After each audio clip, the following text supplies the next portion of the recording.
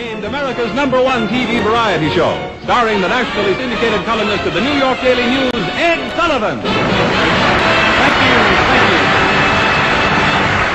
Thank you very much, author. Thank you very, very much, audience. Right over here, I've got a curly-haired young Philadelphian who just cracked the jackpot with his record. He originated the record of Butterfly. His name is Charlie Gracie.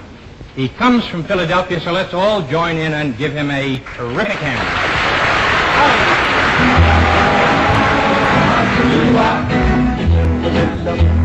You say you'll be true and you fly around with somebody new, but I'm crazy unto you, butterfly.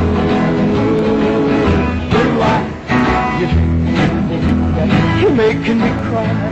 I made up my mind to tell you goodbye, but I'm no without you, butterfly. What I knew from the first time I kissed you, you were the sugar kind. Yeah, the honey that tastes of your sweetness, what tasted around my mind. I love you. I know what I do, even you. Lioness too was a crazy butterfly. One of the biggest rock and rollers in the history of rock and roll, Mr. Charlie Gracie. Hey, Joey, nice to be with you. My buddy there. What a great MC he is, isn't he? Oh, he's fantastic. That's our boy Billy. You know, I spoke earlier too. We had the pleasure of working together a few times. The one time in 2005, it was the last summer of Moore's Inlet in North Wildwood. Yeah. You know, and you were so gracious to me back then. Hey, listen, we're all rowing the same rowboat, rowing against the tide. So it's easy to be nice when we're all in it together. You know what I mean? Oh, I know exactly what you mean. You know, it's a small world and things get around pretty quick. I heard you won the prestigious Icon Award, and that was in the Meadowlands, and it was the Sheridan Rock Con Festival. Yes. Tell us about that. Well, I was invited there along with 100 other artists, so I was not alone. And all the guys all had hit records. I mean, there was the Animals, there was the Shondells, Tommy James, I met a nice fella, and on. Vanilla Fudge and the Turtles. My God, what a thrill it was for me to be with these. They're mostly 60. I was the oldest guy there, by the way. Oh, my gosh. That's amazing. I'm a 50s artist. They were 60 artists, you know. But it was nice to see some of those guys because we had never met before. Wow. Well, you know, your music has influenced, especially, you know, everything you've done in the late 50s. It influenced a lot of rock and rollers' careers, the ones that came out in the 60s, 70s, and 80s. Who influenced your career? Well, you know, when I was growing up as a kid, I started playing the guitar when I was 10 years old. My dad was going to buy himself a suit back in 1946, right after the war. Instead of buying the suit, he bought me a guitar. That's how I got into show business. It wasn't even my idea. It was my father's idea. And growing up in the 40s, I mean, there weren't too many guitar players that I knew about because the banjo was still, like, predominantly more powerful because the amplifier had not been invented yet, you know, at least not that I knew of. And you know, I used to listen to all the big bands because growing up the big bands were still very popular. And of course then came Les Paul in the late 40s, early 50s, great guitar player. But the one guy that influenced me the most was a South Philadelphia guy named Danny Cedrone, who played with Bill Haley's Comets. And he played the most famous guitar lead in the world, which is on Rock Around the Clock. Oh, and he really, I never met the man, but I know the whole family now. They're wonderful people. And if anybody influenced me, I would say would be Danny Cedrone, mostly, when it came to rock and roll. You know. Did you ever think, looking back now, that you would still be going strong? And we're talking about more than a half a century. Well, this is my 59th year in the business. Next year will be 60 years for me. I can't believe how quickly it went by. You know, when you do something you love, you know how the show business. You're in show business. The next gig, the next gig, the next gig, the next gig, and before you know it, like 50 years go by, and it's amazing. I mean, I can't remember half of the places that I played in my lifetime because so many years have gone by. You know. Yeah. It's been a joy for me, though. I love it. I really love. I love what I do. Well, when I found out that you've been married for 56 years 52. 52. Yeah. 52. Oh, then I was misinformed. That's okay. But I hope we make 56. Oh, you'll make 56. But we're talking about over half a century there. To your lovely wife, Joan. Oh, she's been a joy for me. I mean, you know, I've been so lucky in my life. I come from a good family. My grandparents were immigrants. They were wonderful people. My mother and father were wonderful to me. My two younger brothers, Bob and Frank. I married my wife, Joan. I got two great kids, and I've had a great career. The only thing is I never got rich, but I've had everything else but that. Well, you know what? The music itself that you brought to people is rich enough in itself, and so many people are happy and grateful for what you've done for them over the last 50-plus years. Well, you know, Joe, it's a funny thing when you grow up in the business, you know, starting out as a kid, studying with a teacher and learning how to play and so forth. You know, you don't have visions of becoming famous or anything. You're just doing it because you love what you're doing. And then things fall into place. I start working nightclubs when I was a teenager. I used to work the clubs on the weekends and go to school during the week. I was underage working these joints, you know. And one of the first places I worked as a kid was a place called Carol's at 52nd and Walnut. It was a strip joint. I was the only male on the show. I was 16 years old and my face cleared up in a week. It was great. Oh my gosh. And so the guy said to me, "What are you doing in here, kid?" I said, "I'm trying to make a buck. I'm trying to help my family. I was 4 people. My father was a working man, you know, 2 younger brothers." And he said, you got to get out of here. I want to start booking some nice joints. His name was Bernie Rothbard. Wonderful agent, and we were together for 36 years on a handshake, no contract. And then finally, some guy heard me on a Paul Whiteman show, offered me a record contract, late 1951, and I recorded from 51 to 56 with no great success. You know, but building like a clientele. I did the old bandstand with Bob Horn, all the jockeys, the Georgie Wooders and the High Lids, and all the guys were nice to me to play my record. And I'm starting to get popular locally. So finally, some guy came to my house, and he was looking for a tall, sexy Elvis guy. He couldn't find him, so he wound up with me. Hey, what a blessing that was. And he says, I know you've been recording, Charlie. So I want to go in the studio. We're going to start a new company called Cameo Records. He had $2,000. Went into the studio December of 56, and by March of 1957, we not only had a hit, but a #1 hit. Knocked Elvis out of the box for 2 weeks. What a miracle in my life. And the rest is history, as they say. Well, it was meant to be. You know, you're so. still one of the most popular performers in England, and as well as other countries in Europe, but you've made countless trips back and forth across the pond. Yes. Across the pond. Yes. Now, what is it like, the British audience? How were you received when you're there? Well, you know, that's another miracle in my life. I went over there in 1957. I went by ship, first time over, on the Mauritania. Not the Lusitania, the Mauritania. And I landed in a place called Southampton. I did my first show the next day, and I had bought some beautiful clothes at Diamonds on South Street. You know, we used to buy the nice clothes. Right. And I bought 3 or 4 nice tuxes. They were like $350 a piece, which was a lot of money in 1957. And I had this wardrobe, you know. I'm ready to go out. And the guy said to me, "Charlie, you can't go out like that." I said, "Why not?" He said, "You look like a teddy boy." I said, "What the hell's a teddy boy?"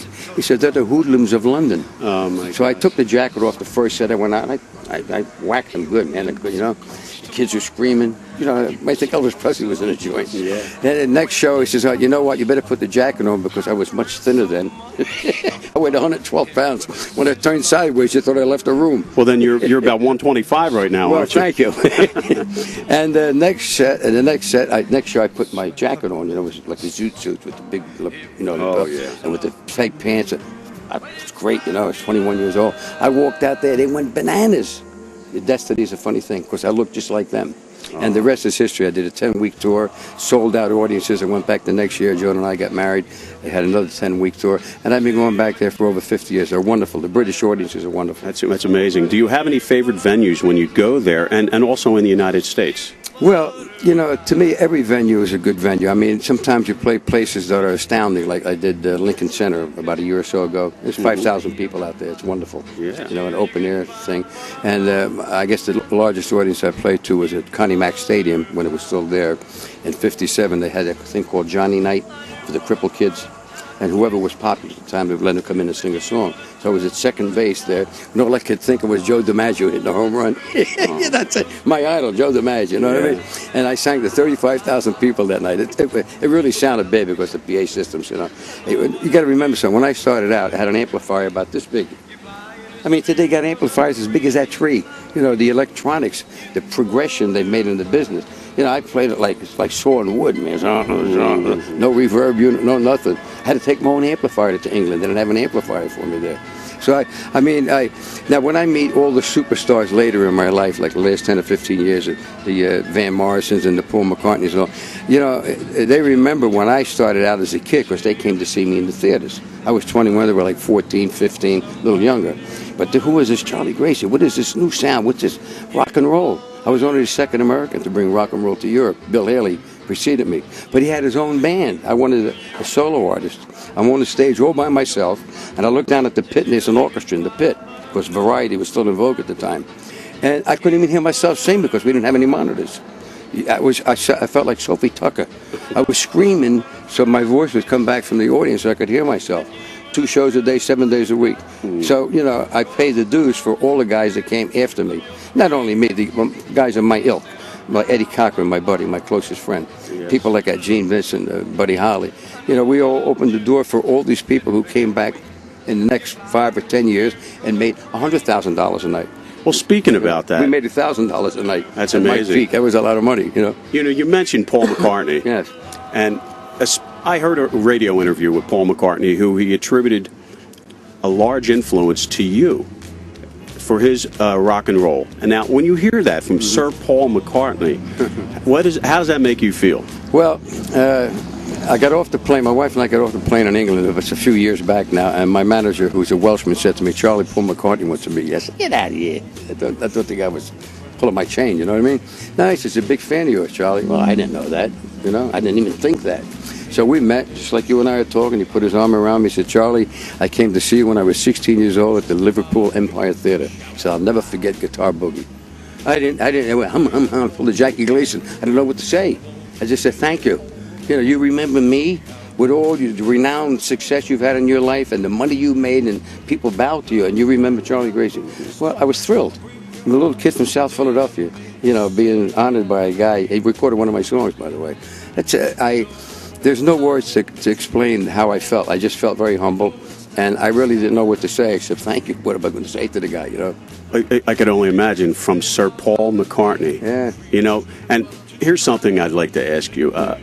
You're with all your accomplishments in England and your popularity. I don't want to start a rumor, but I think you deserve to be up for knighthood in the near future. And the only knights I know was the guys in the corner that were known as the Four Knights, who were an a cappella group. And I'd like to talk about you. You have a CD, a brand new CD that's going to be coming out later this year, and it's being produced by Al Cooper. Can you talk about it? There's another miracle. I never met Al Cooper in my life. When the fellow that I record for, his name is Jonesy, I always call him Jonesy, Quentin Jones. It's a company out of Lancaster, Pennsylvania. It's the last 2 albums I cut with this fellow. He said to me, "Charlie," he said, "I just got a call from Al Cooper and he wants to get involved in the project." I said, "You're kidding." I said, "I don't even know the man." He said, "He's a big fan of yours and he wants to." I said, "You know what, let him run the whole thing."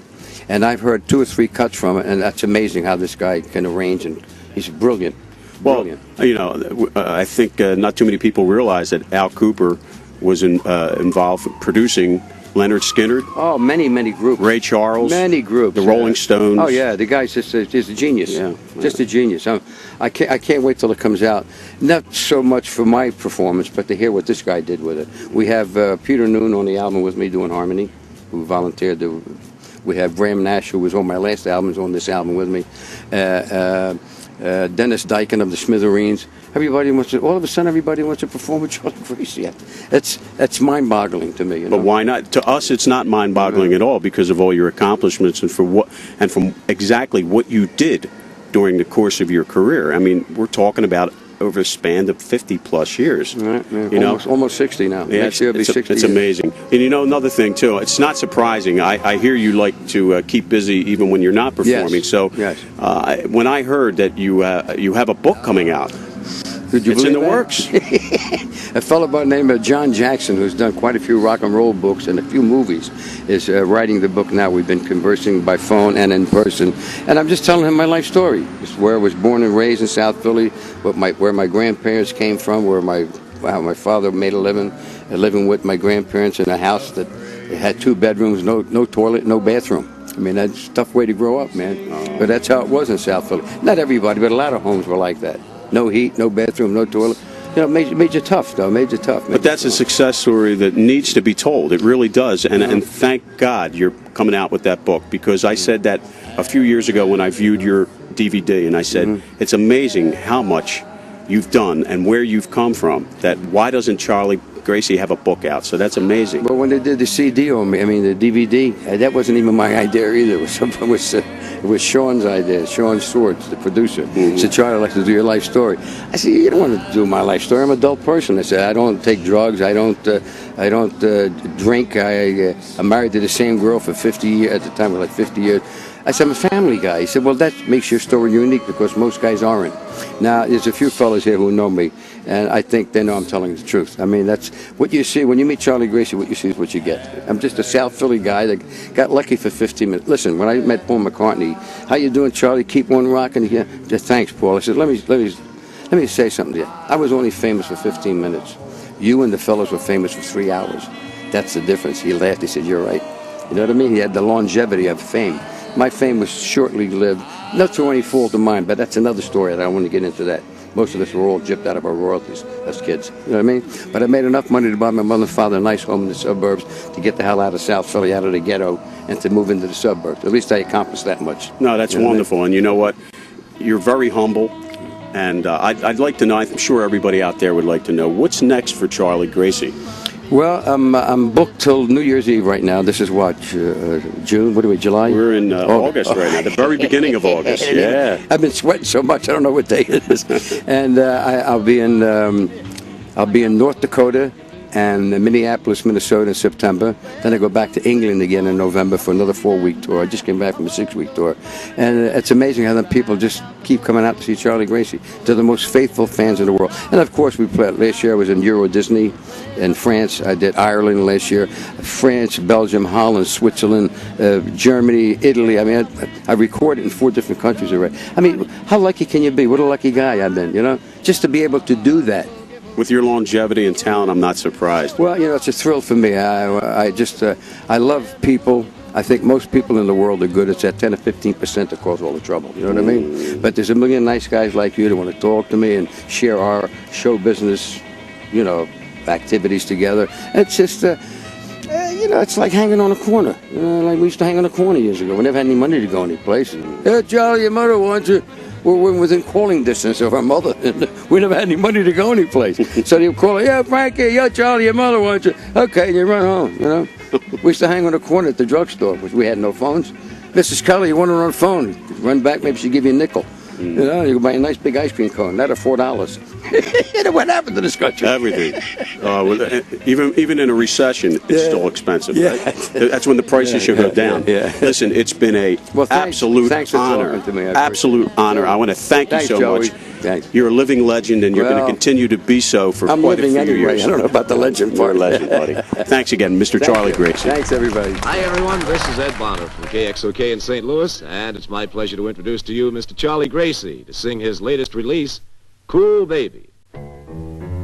Chua, chua, chua, cool, chua, chua, chua, cool. I love to hold you, yeah, but I'll never scold you. Please don't cry, well I won't lie, you're really mine. Cool baby, you make my heart sing, yeah. You say such sweet things. I swear it's true. I really do. I go for you. Cool baby. Can't you tell that this was meant to be? I can tell that you were meant for me. You're crazy walking, yeah. Makes me talk, Your lips look splendid, well, I bet that you do. Come on, surrender.